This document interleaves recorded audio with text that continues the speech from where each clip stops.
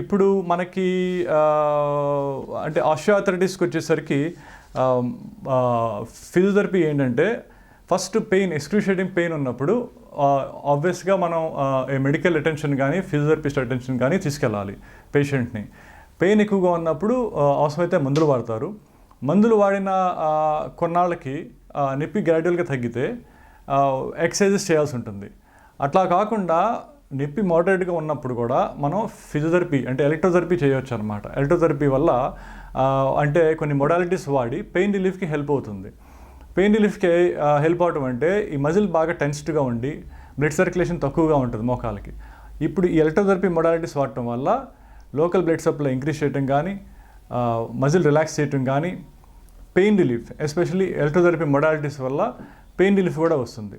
So ఈ మూడు ఒక వారం రోజుల నుంచి 10 రోజుల లోపు మనం చేయగలిగితే నొప్పి తగ్గుతుంది. నొప్పి ఒక 60-70% తగ్గిన తర్వాత మనం మోకాళ్ళ ఎక్సర్సైజెస్ ఫిజియోథెరపీ ఎక్సర్సైజెస్ అది తొడ కండరాలను మనం స్ట్రెంథెన్ చేయగలిగితే ఒత్తిడి అంటే మనకి అరుగుదల ఎందుకు వచ్చింది, మెయిన్గా కామన్ కాజెస్ ఏంటంటే వయసు రీత్యా అనుకుంటున్నాం.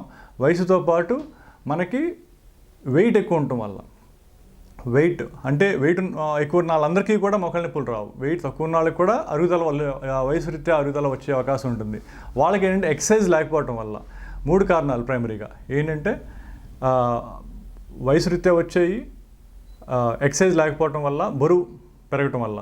సో మనం ఫిజియోథెరపీ చేసి పెయిన్ రిలీఫ్ చేసి మళ్ళీ వాళ్ళని పేషెంట్స్ మనం పంపించేయటం వల్ల సగం ప్రాబ్లమే మనకి రెక్టిఫై అవుతుంది. అంటే మెయిన్గా మనం అడ్రస్ చేయాల్సింది వయసుని మనం ఏం చేయలేం, కానీ మనం తొడ కండరాలు వీక్గా ఉంటే దాన్ని స్ట్రెంథెన్ చేయాలి.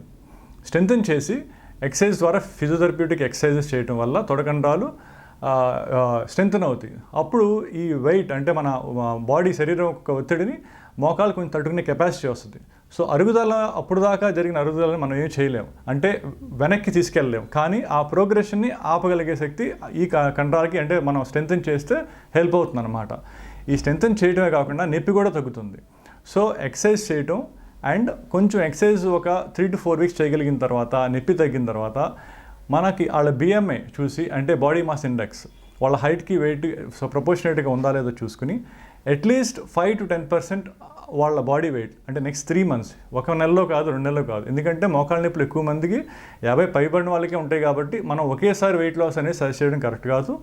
ఒక 3 monthsలో 5 to 10%. ఫర్ ఎగ్జాంపుల్ ఒక 80 కిలోలు ఉన్నారనుకోండి, 80లో 5% అంటే 10% is 8 kilos, అంటే ఒక 4 to 8 kilos కనుక మ్యాక్సిమం 10 kilos ఒక 3 months స్పాన్లో మనం తగ్గగలిగితే వెయిట్ లాస్ మనం అడ్వైస్ చేయగలిగితే డెఫినెట్గా ఆ వెయిట్ అనేది ఒత్తిడి మోకాళ్ళ మీద పడదు. దాని ద్వారా చాలా రిలీఫ్ ఉంటుంది పేషెంట్స్కి. వాళ్ళ ఏడిఎల్ అంటే యాక్టివిటీస్ ఆఫ్ డైలీ లివింగ్కి అస్సలు ఇబ్బంది ఉండకుండా వాళ్ళ పనులు వాళ్ళు చక్కగా చేసుకోగలుగుతారు. ఇది చేయని పక్షంలో మనం ఎంత ఎక్సర్సైజ్ చేసినా ఒత్తిడి పడతానే ఉంటుంది. సో డిజనరేషన్ కంటిన్యూ అవుతూ ఉంటుంది. సో ఈ 2 ఇంపార్టెంట్. అంటే ఫస్ట్ ప్రైమరీగా మెడికల్ కేర్ అటెన్షన్, ఎక్స్రే తీసి అరుగుదల ఎంత ఉందో చూసి అవసరమైతే మందులు తీసుకుని అలాంగ్ విత్ దట్ ఫిజియోథెరపీ కూడా మనం చేయగలిగితే అంటే ఎలక్ట్రోథెరపీ వాడి గ్రాడ్యువల్గా థెరపటిక్ ఎక్సర్సైజెస్ చేసి అప్పుడు మనం వెయిట్ లాస్లో కనుగలిగితే దీనికి చాలా వరకు మనం సొల్యూషన్ చూపించినట్టే. సో ఇది ఆస్టియోఆర్థరైటిస్. ఈ వీడియో గనుక మీకు నచ్చినట్లయితే లైక్ చేయండి, షేర్ చేయండి. మరిన్ని వీడియోస్ కోసం మా ఛానల్ను సబ్స్క్రైబ్ చేయండి.